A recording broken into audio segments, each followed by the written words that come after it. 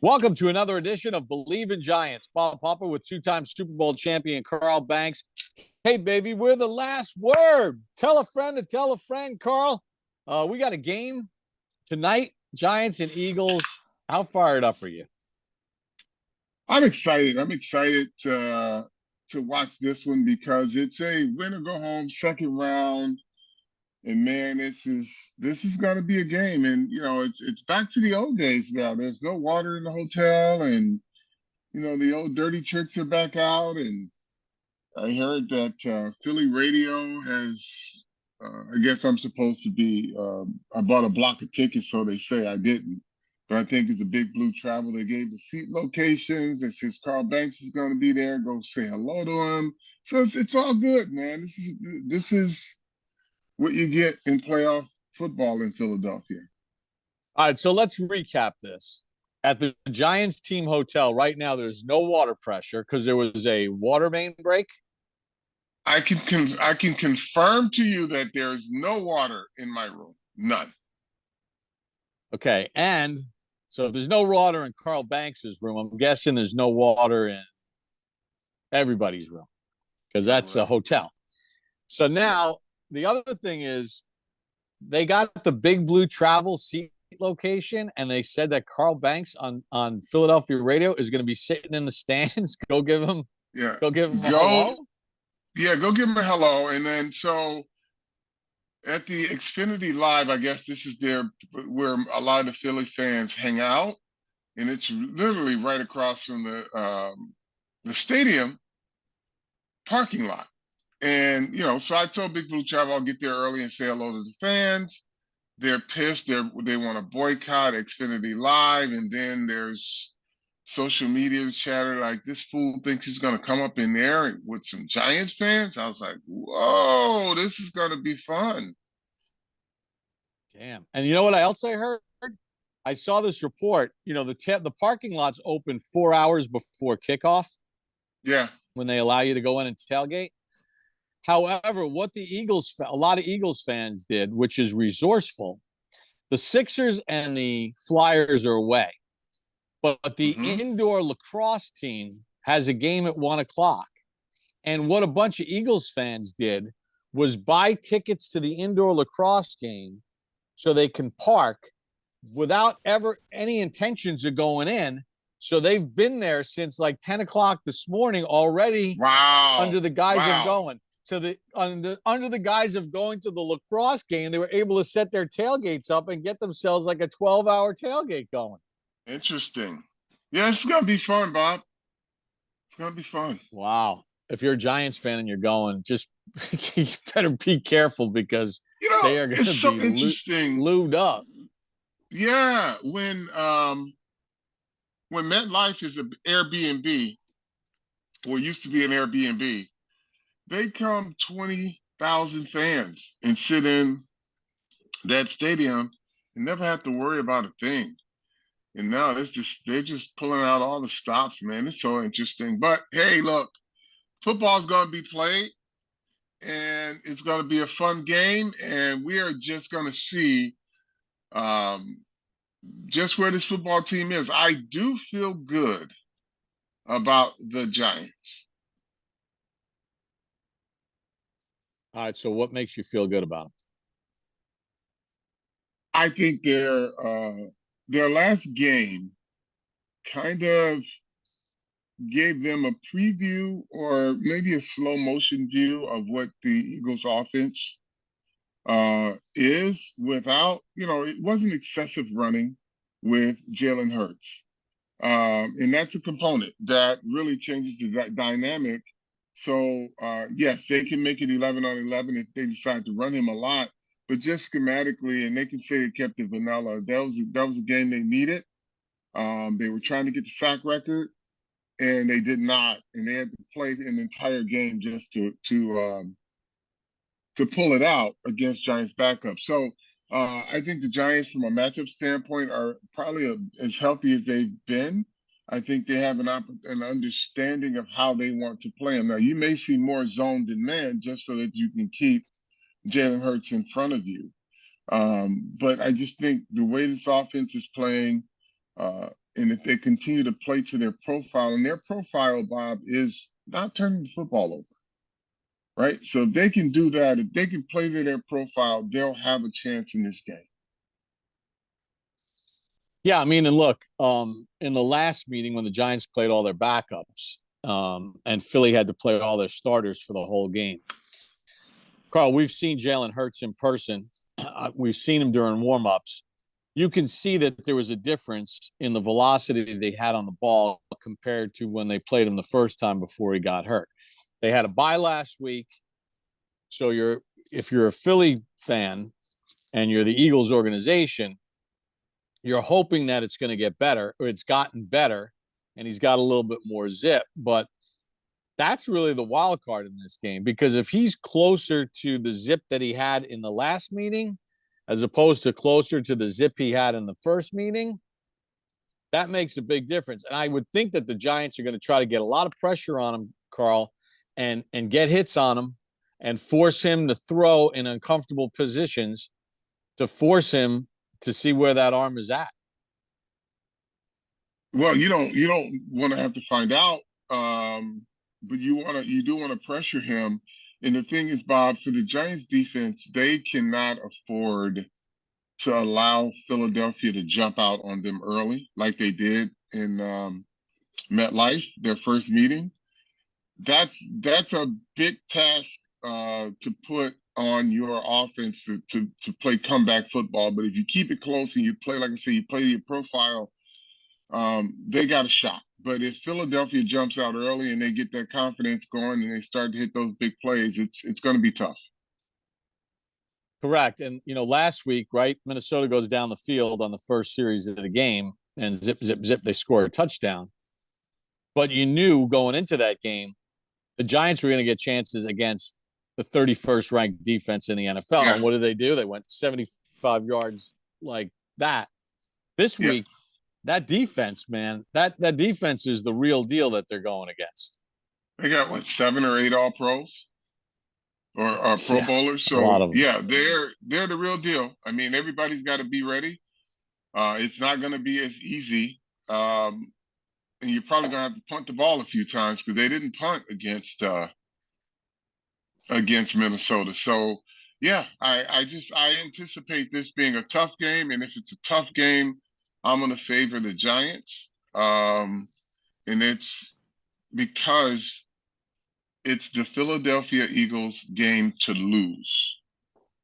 And if they allow the Giants to stay in this game, the Giants will find a way to win it. Yeah, because really, I mean, I know that the Giants, no one's talking about, hey, we've gotten farther than we thought we could get or anything like that.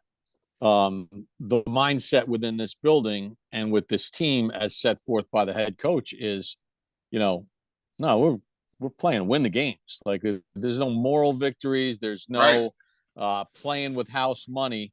But and I know that when you're the number one seed and you're playing at home and suddenly this game is tight with 8 minutes to go, there you go. The pressure points are falling on Philadelphia because if they're not being successful, they're going to have what is a hostile crowd be hostile against them. Mm-hmm. Yeah.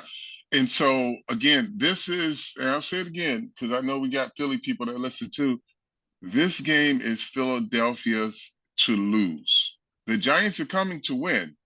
It's their game to lose. When you look at their talent, your number one seed, if the Giants are allowed to stay close in this game, because they'll have a game plan, and if they're allowed to stay close in this game, watch out. So we talked about the Eagles this week and their defense, and they were just 2 sacks or 3 sacks short of the all-time record. They finished the year with 70. Do you think there's plays to be made against them, though, when you study the tape? And where are those plays to be made, in your opinion? There are plays to be made on the outside of the right side, outside in the passing game. If you can get to the second level, you can run the football, with some consistency. I don't know if you're going to get big chunk runs, but you'll move the chains running them. But passing the football, you got a tight end, availability, and you can do some things on the right side of their defense. Just put it that way. Okay. Well, yeah.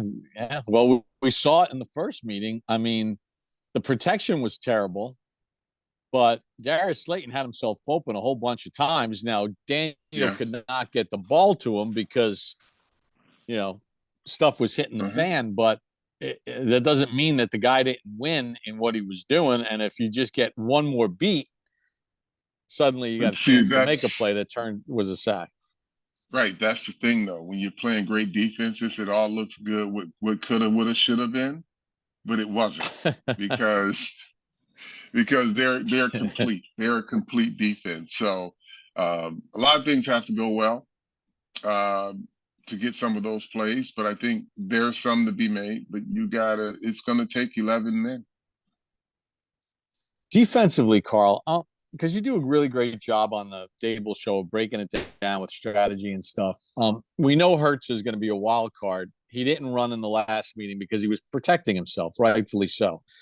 Now, when you're in single elimination, you can't protect yourself because you could be protecting yourself for the rest of the year off.